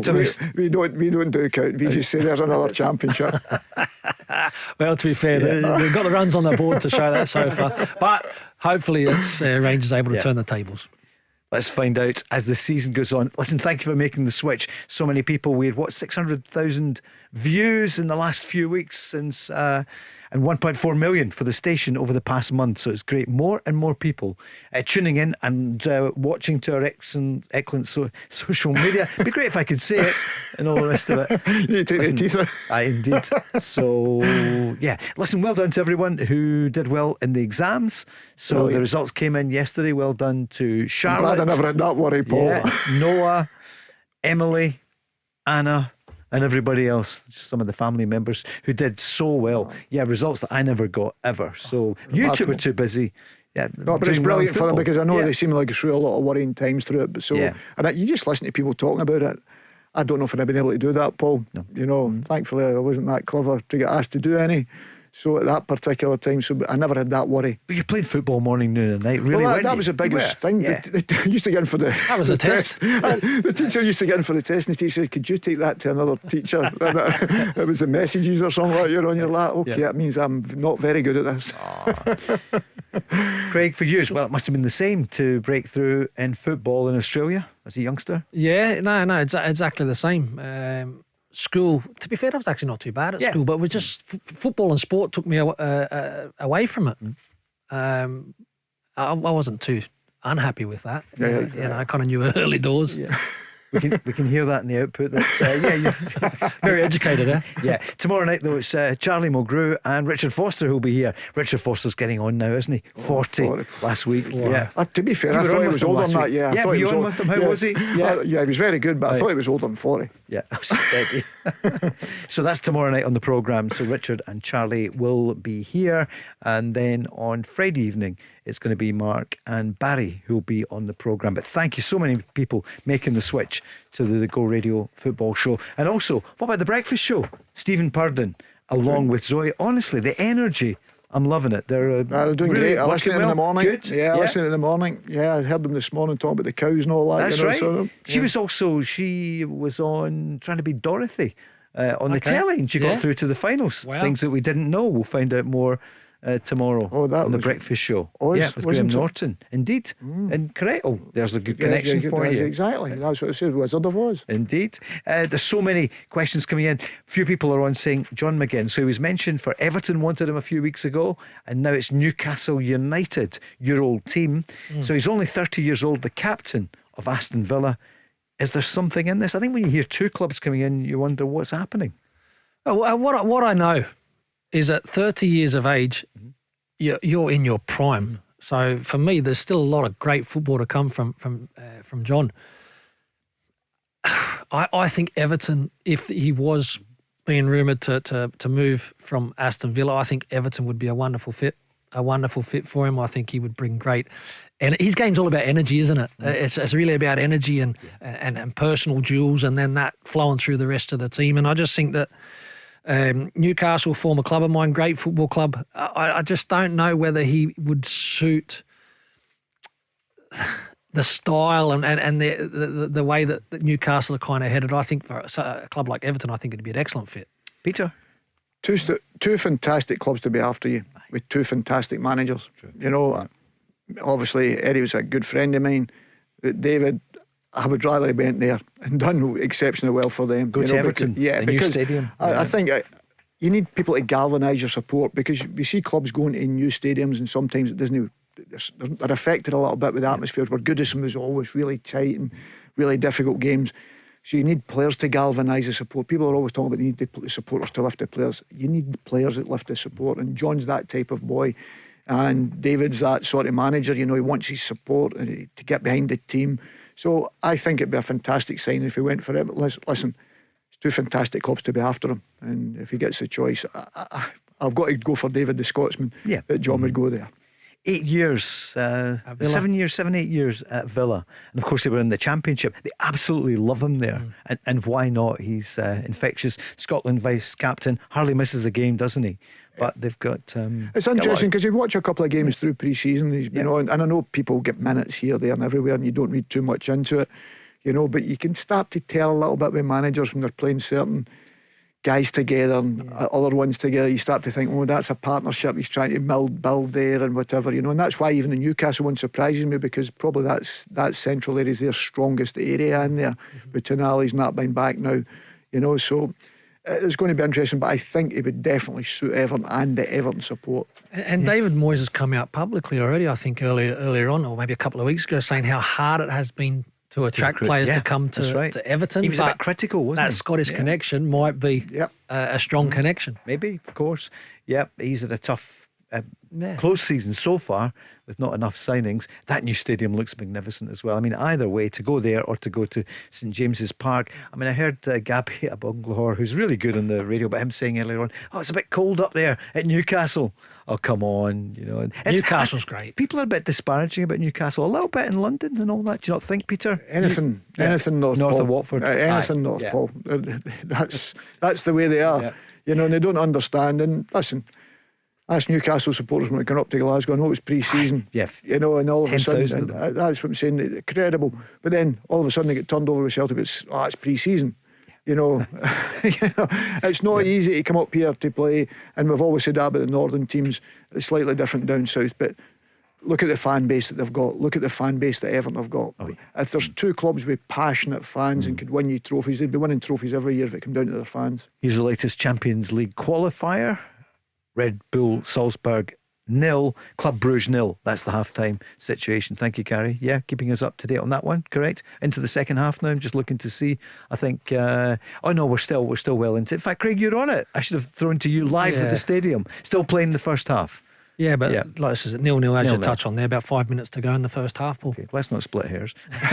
And earlier on, Kairat Almaty beating Slovan Bratislava 1-0. So the return leg next week, Celtic fans will be watching to see who they're going to play in the qualifier, which the more I think about it, I think it's scandalous that the champions of Scotland have to qualify. Terrible, Paul. There is. Not just Scotland. The champions in every country that's involved should all be through. We keep saying it week in, week out, and let everybody else fight out for the positions. I mean, down Ireland, I think it's 5. I think I said last week they've got an opportunity again. Tottenham finished 17th, but because they won another trophy, you know, not a league, they get into it, you know, and I find it quite incredible. So definitely champions for every country that wins their league. That should be the prize they get. That should be where they get the reward. But not to do that and possibly go out is not very nice, I don't think, for anybody. We're on Ange Watch. I'm just telling you this. Yeah, okay. What you got? So, well, you're the Australian. What do you think? He must be enjoying that amazing success right at the end. But then you keep hearing, you know, I heard that the chairman of the club was talking about the decision he had to make, and he looked at the data and the fact that they lost, was it 17 games, or they ended up 70. They ended up too many. Yeah, he said too many. Where do you think he's going to go next? You know what, it's a really good question. I think he'll be really, really patient. I think that he may wait for another opportunity in England. He loved it there, didn't he? Yeah, he enjoyed it. Listen, you know, coming from Australia, we got a lot of the English stuff thrown at us back in Oz. And it was kind of everyone's dream. That's, you know, where you want to end up. That was perceived to be the top level. Look, he would have had that taste of achieving something special in Europe. I think he'll want a bit more of that. So I think it'll be the UK. He'll have loads of opportunities, but I think he's already probably knocked back a few decent chances elsewhere. Daniel Levy said he will always be welcome at Tottenham. He would always be welcome at Celtic in the future. And you know, already in some Celtic fans will be saying, well, if Brendan does go, if he goes, they would love to see Ange come back. Celtic don't have a problem with that, Paul, if it's the right man for the job, you know, and if Brendan's not there, as I said the last time, you did. I would go for Brendan Rodgers, and everybody's saying, "Oh no, well he walked out." But listen, you try and go for the best, you know, and that's what happened. But it's like Ange. I think Ange. If I'm looking at it now in an Italian team or something like that, you know, because I always think the way his teams play and that energy and the fans. Look what Conte's done at Napoli. You know, I think Ange, if I was somebody in Italy and it's one of the big clubs there, they keep jumping about for your managers and then giving the same manager 4 times in the one season. I would take like say Ange there, because he would galvanise not just the team but the support as well, and they're very, very passionate about football. I think I would like to see him in somewhere like Italy, you know, going to one of the big clubs there, you know. And I was surprised when the Inter manager went away. That Simeone, that Ange wasn't involved in that, getting mentioned. Maybe too soon, but not for Inter Milan. I think when somebody like Inter Milan come champ your door, AC Milan's like that, you're still very much interested in that. And I think Ange would end up somewhere then would be excellent in somewhere like Italy. I don't think he would come back to Celtic, not because that wouldn't be an ambition or something that Ange would think about. I just still think that there's a little bit of what's the word I'm looking for? Soreness from Celtic's part that he moved on when he did. You think? Yeah, I think so. Okay. I think so. I don't think they were delighted with the move and when it happened and how it all came about. But it was. I mean, it was at the end of the season. It was after winning the double, wasn't it? Yeah, but you're never happy. But as I've said many times, managers come and go, the name in the back changes, it's a badge in the front and the supporters around the terrace and you're always supporting. You've just got to, unfortunately, get used to that, whether it's your best players, you know, at a certain age they're going to go. You have to just go and enjoy the next one that comes in and hopefully just be successful, and that's what Brendan done. He's come in and been successful, and if Brendan decides to move on, you're hoping the next manager comes in, you've got to support him, not be critical of the one that leaves. Be supportive of the one that comes in, and hopefully he'll be successful, whoever it is. And that's the way you've got to be. It's the same with players. I just think that's, I mean, like Kieran Tierney, was it wrong for Kieran to go to Arsenal at the time? Celtic getting 25 million. What age was he? 21, 22 at that particular time. Now we're getting him back at 27. I don't think there's many people who would knock back Kieran Tierney. You know, so sometimes you've just got to accept that. In that moment, you were always disappointed. There is no doubt of that. But you know, there's always someone else who'll turn up and become a champion for you. It was the treble, of course, wasn't it, that season? Because they beat Inverness then in the final, and that was his last game. Yeah, and I think that was a build-up. You know, just he never mentioned anything before, didn't it? It was all kind of kept under wraps. You could tell the way he celebrated after. It wasn't the usual Ange at the final whistle, and I think everybody knew by then. It was just a matter of waiting and getting the news that he was going to Tottenham. The Go Radio Football Show with Burger King. The Spicy Mayo Double Whopper and Spicy Mayo Royale are back. 2 flame-grilled Whopper burgers or a Chicken Royale patty, topped with bacon, creamy spicy mayo and the usual fresh toppings. Let's go! Still 0-0 in the Salzburg game with Club Brugge heading towards half-time. So, in fact, it is half-time now. Gary is keeping us right up to date with events there. Rangers, what a win last night, 3-0. Just what the doctor ordered after their disappointment at Fir Park at the weekend. And the manager saying, listen, drop the egos and let's see more application. And he made big changes, 4 changes, including the captain, James Tavernier, and Nico Raskin. 3-0 at the end. Here is Russell Martin. Yeah, I really enjoyed it. I'm proud of the guys because we had a really difficult evening on Saturday, just because not enough running in behind, aggression, intensity with the ball. But we're not just ranting and raving. We showed a lot of clips and we tried to do a lot of learning in the meeting room and on the pitch in the last couple of days, and they took it on brilliantly. And the guys that came in the team were fantastic. We're going to need everyone. You don't get dropped from this team. People will come in and out quite a lot because we need to be fresh. So it's not easy to leave people out. But they came on, the guys that had come out of the team, and they came on and did brilliantly as well. So I'm pleased with that. The only thing I'm annoyed about is the last 15 minutes. We probably dropped a bit of intensity, but it's understandable with the schedule we've had. And but we played a bit too much football in our half rather than theirs in the last 15 minutes. So but the team hopefully felt, and the fans felt, a bit more of what it should look like and what it's going to look like when the team really starts getting into flow. Peter Grant, what are you thinking as you listen to that? I was interested because I know last night they did it very well with running in behind. I'm thinking if Russell was looking at that at the weekend, I've never seen Kieran Dowell run behind. You know, he's not that type of player, and that's why I was questioning earlier on, why would you play him in that wide position? Because he's only going to step in and make good passes and can see the pass with his left foot. So if that was the case, you'd have probably have played Curtis for me then at the weekend, even though he's a young man, because he's going to run in behind. You know, he's got a little bit of pace, he's direct, and Kieran Doyle's not that type of player. So I think you've got to be careful if you're expecting certain things for certain players. It's like Max Aaron's playing left back. Is Max Aaron's ever going to go down and deliver really with his left foot? Few and far between. I don't think he touched the ball last night with his left foot.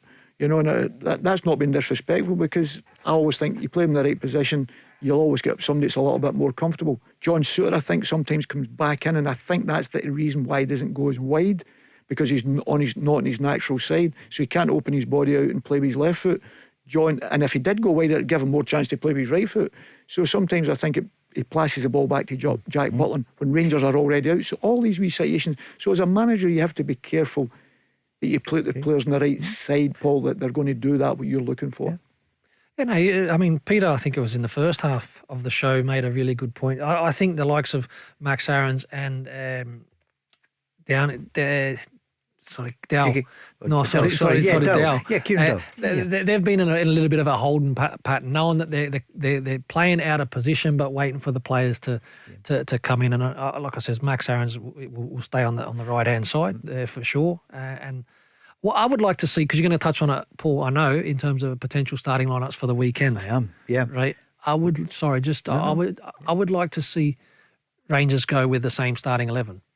Right now, I know Aaron's took a bit of a dead leg. Okay. He took a bit of a dead leg, and he did say, you're right, about changes. But he said last week he likes a consistency. He was asked to say there's going to be a consistency. Now, he did say there's new players to come in, but he likes a consistency of lineup. But last night he said, there'll be changes, didn't he? But you know what I would like, Paul? That starting 11, and if you go and do your business and you can get it done early, you come off and you can rest them, rather than the other way around.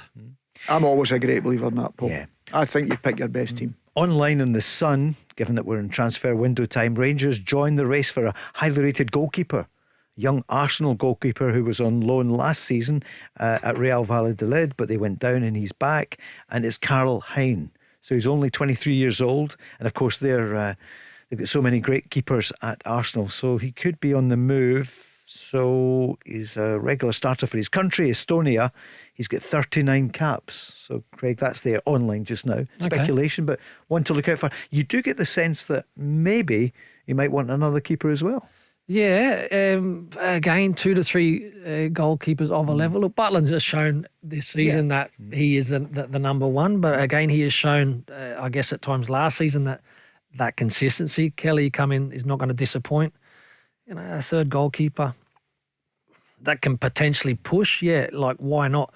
But I keep going back to Paul. There's a Scottish one, or with a Scottish background at Chicago Fire, who I think should have been dragged into the Scottish national team setup. Yeah. The Scottish players, in terms of the Europa quota for players, and are really, really important as well. You're talking about the goalkeeper in America. I'm not sure if it's his decision. He decided not to come to Scotland yet. Right. I'm not 100% sure. For the national team, you mean? Yeah, I'm not sure if that's the case, because I think Stevie Clark and that was getting mentioned with him. But Angus Gunn, it's good to see him get sorted out with Nottingham Forest. Yeah. You know, because I'm so surprised. I know people will question it. Listen, I think he's been harshly treated up here. I genuinely do. I think he's a better keeper than what people. I think he had a bad game, one of the games, but then the next game I think he'd done exceptionally well, and then made one mistake again, and everybody's critical again. He had to go to that training camp, didn't he? For but I think we've got to be careful with that, because a lot of boys do that, Paul, to keep fit. Oh yeah, I know. I get it. And then people make it as if, he's not good enough. I'm not surprised, and I'm thinking, well, hold on a minute. He's probably went for about 20 million in the last 5 years. You know, so. Something like that, you know. So I think he's a very good goalkeeper. I was surprised that someone didn't take a chance on him. You know, I think there's been a few clubs muted up here. I think Hibs were muted with him and all that as well, because Brian played there as well. So I think there's been a few clubs, but financial, I think it'd be out their market. So he's went to Nottingham Forest. You know, that'll be a big call for him. I think he'll be a number 2 there, but at this moment in time, because their goalkeeper was outstanding last year. What's your match of the weekend? Is going to be Aberdeen Celtic, isn't it, on Sunday? Peter, what's your Celtic starting lineup if they're all fit? Well, I don't see much change from the weekend, Paul, to be perfectly honest. The one change for me, so I'd be Schmeichel, Johnson, Vickers, Scales, Tierney. Scales, same as... Negrin, McGregor, Hattati. and then it'd be Forrest in place of Yang, Ida and Maeda for me. I think there's not, as I say, there's not that much Celtic can change. They can in the central midfield area. Engels could come in, Luke McCowan could come in, Bernardo could come in. That is the one area that I feel Celtic are comfortable. Any of these 6 players could play. You know, probably Bernardo's the only one that could do what Callum does, to be put out them all. But so in there you could shuffle that about. But I think in the wide area, I definitely think that, because even if you moved, people talk about Ida, I would stick by him. If you bring Maeda in there, who's going to play outside left? Unless you're going to play Yang and Forrest as your wide players. And Yang, listen, I went up to Pittodrie the last game of the last time they played there, and Celtic won, and he was outstanding. He made loads of changes. He tore them apart. Yang tore them apart. So in that particular game, so there's maybe something Brendan looks at there and goes with Yang, Forrest, and Maeda. Forrest was very good on that day as well. Yeah, exactly. So there's one of these things. Sometimes managers look at that, you know, at times, you know. So I would say probably the 2 wide areas is the sort of situation, whether Maeda moves through the middle and Forrest comes in. But James Forrest was very direct on Saturday, very positive. But yeah, again, I'm saying whether Brendan thinks he's better coming on in the games or better starting them, I think what he showed at the weekend is that he's still more than capable. I think what Celtic will show, no matter who they go with, is they've got far more firepower than what Aberdeen have. Aberdeen looked toothless against Hearts. Although I did like the boy Milanovic out wide. He looked as if he had, and I know him quite well, some good individual actions where he can make things happen. But there wasn't a lot more than that from an Aberdeen side. Big boy, missed a few chances, didn't he? Yeah, good chances. They look toothless, Aberdeen. I definitely feel as if they've never really replaced Miofsky. I know Nisbet, to be fair, done well, but that's an area that they need to improve upon. Before we get your Rangers team for the weekend then, Craig, online as well here on the record in this transfer season full swing, then Celtic are still looking for another few players. Just looking to tell you who this one is. It's Adam Obert, who is playing with Cagliari in Italy, under 21 Slovakian international. He's said to be on the radar. Speculation just now, but that's what I'm saying, Paul. Football now is predominantly, most of the scouting is done on the television. You watch tournaments and the scouts and that watch everything, every game that you possibly can see throughout the world, and they watch these guys, and sometimes somebody catches your eye. You know, that's the difference now. I still think your eye's got to be trained on the player. I think you look at them, they fire them up, but then you've got to go and see them. You made a great point earlier on. What happened to the days when they scouted, let's say, Billy McNeil from Blantyre Vicks, Jimmy Johnson, Blantyre Celtic, Rangers players that came through, young players? I know it's like years ago, Peter, but where's the young Scottish players coming through? Well, like ourselves. Yeah, I know. People would see us with their own eyes. It wouldn't be just off television, you know. You still go to the games, and I know sometimes that's difficult, but sometimes I can give you the nod, as I say, Paul. I'm probably doing them a disservice, but you have to go and see them. And the final thing was the assistant would go last, and after everybody had told him, the assistant would go last, and he'd say to the manager, "Yes, I think you should go and see him." And that's the way it worked.